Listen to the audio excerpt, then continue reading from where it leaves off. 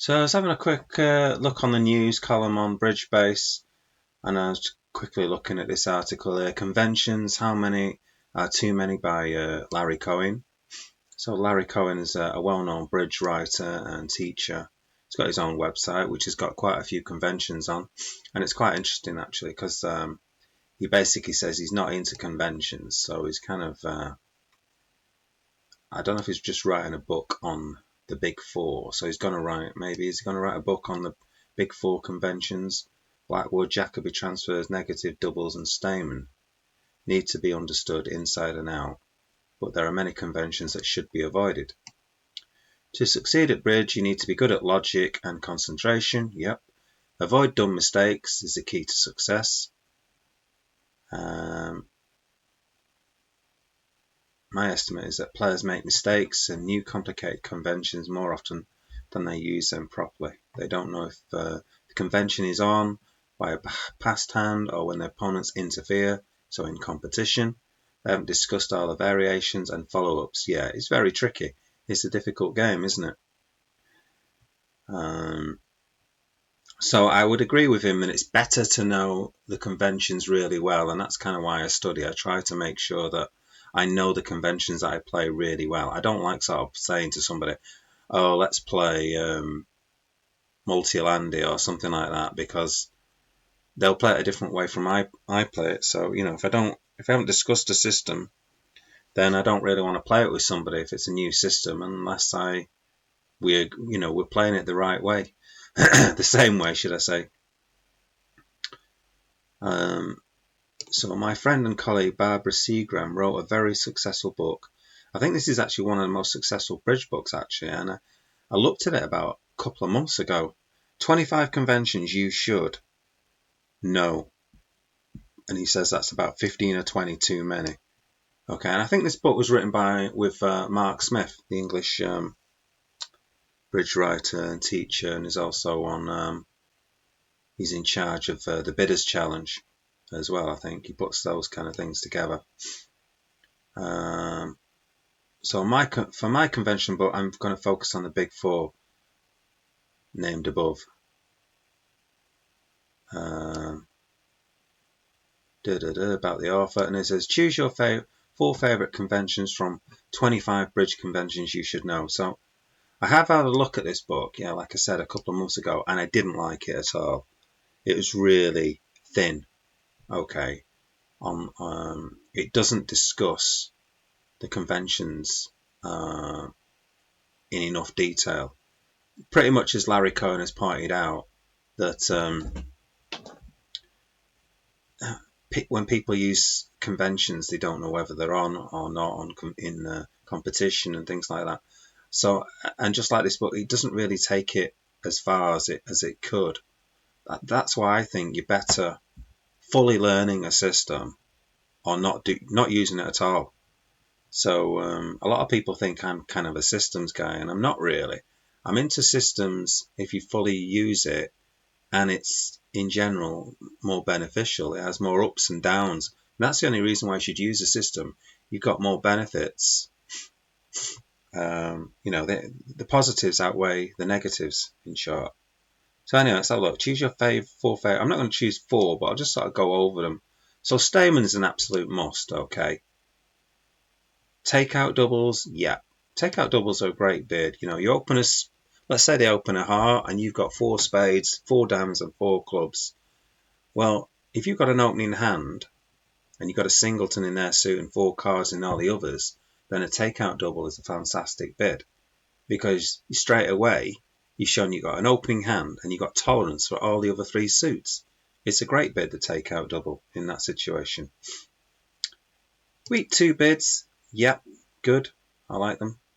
The two clubs strong artificial opening, yep, I like that, I couldn't do without that. Reverse is it. Alright, I'm only allowed to put 4 ticks in, right? So reverse is, to me, that isn't even a system. That's just the way the bridge is. If you break through the barrier, okay. So if you open a diamond, and then your next bid on the 2 level is above diamonds, you've gone through the barrier. You're forcing your partner to go to the free level to go back to your original suit. So that's what's going through the barrier is. So to me, reverses aren't even a system, in my opinion. So I wouldn't even class that as a system. Blackwood and Gerber. Right, Gerber, a lot of beginners really like Gerber, and experts absolutely hate Gerber. That's what I found.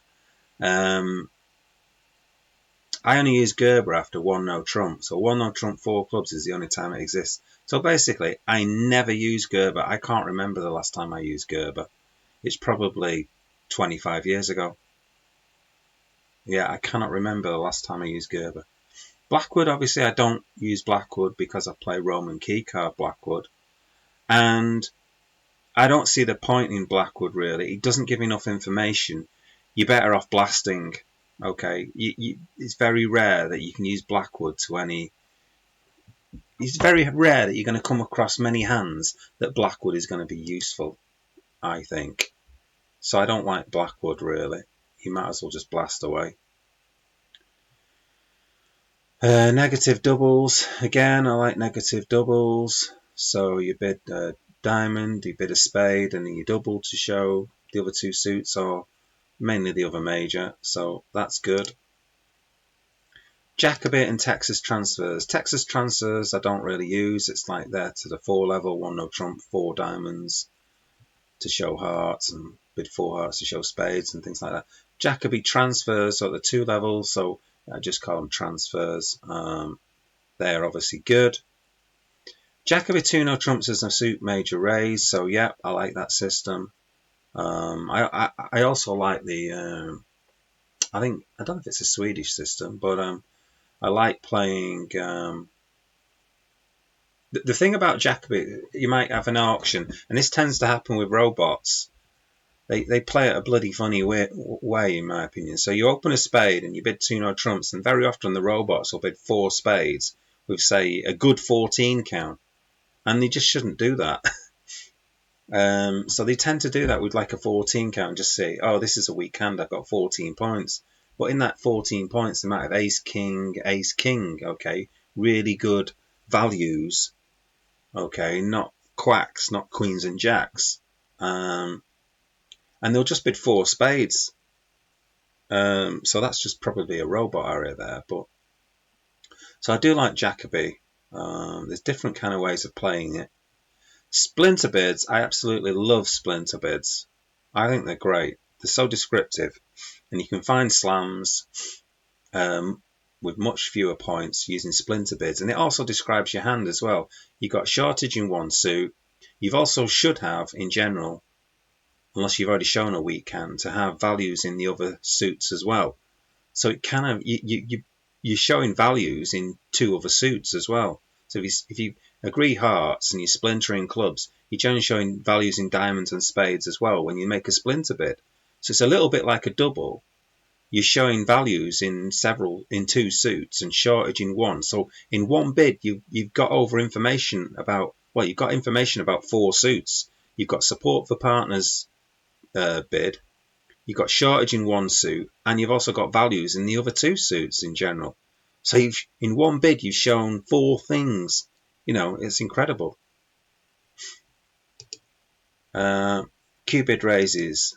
Okay, that's brilliant. I love showing. So, for instance, it goes a diamond, partner overcalls a spade, and now I bid 2 diamonds to show a good raise. Okay, so that's a Q-bid raise. So showing a good raise. Yeah, I'm still here. Showing a good raise in partner suit, whereas if it goes a diamond, a spade, I can just bid 2 spades with support, but not a great hand. Again, balancing, that is not a convention. That is just not a convention. Help suit game tries, okay, so like long suit trial bids, yep, that's good system. You're showing where you've got, or you need help, or you've got some extra values, depends on how you play it. Control showing Q-bids, yep, I love Q-bids. So, for instance, a lot of people play that let's say you go 1 heart, 3 hearts, a lot of people, beginners, will probably use 4 clubs as Gerber, where you're much better having 4 clubs there as a Cupid. Pick a Slam, love Pick a Slam.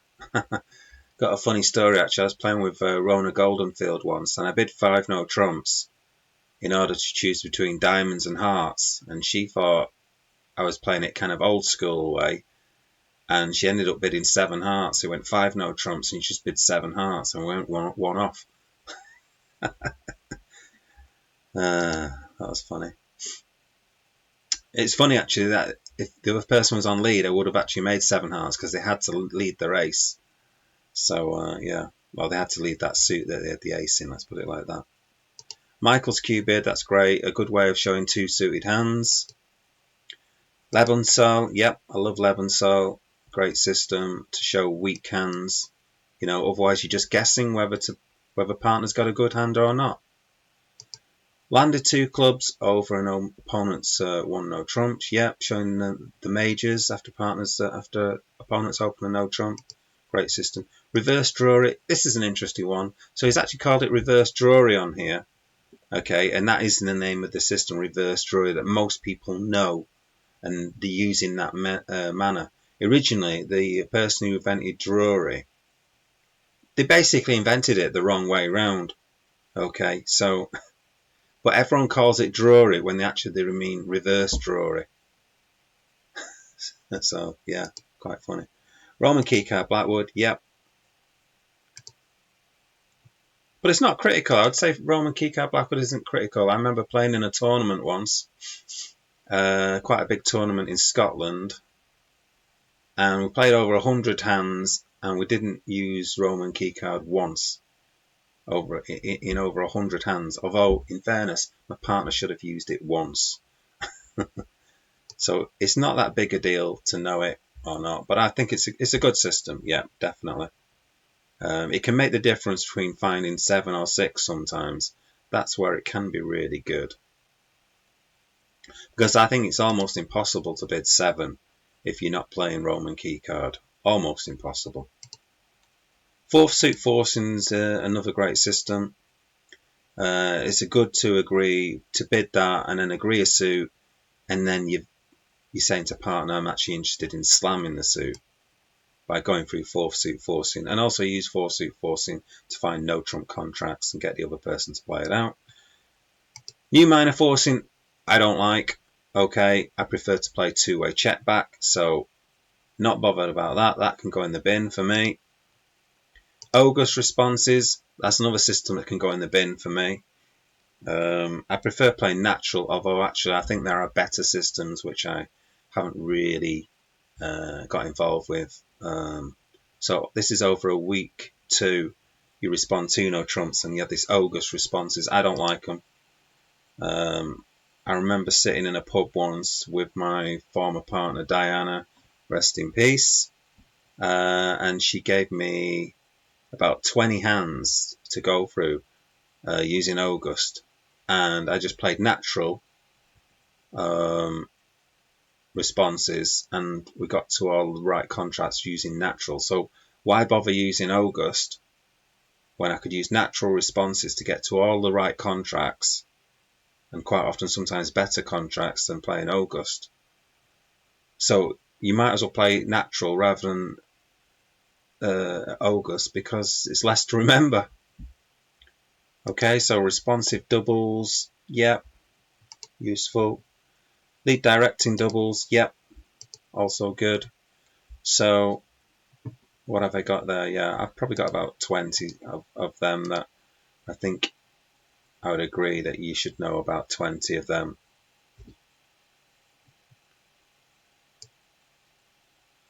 That's my take on those 25 systems anyway.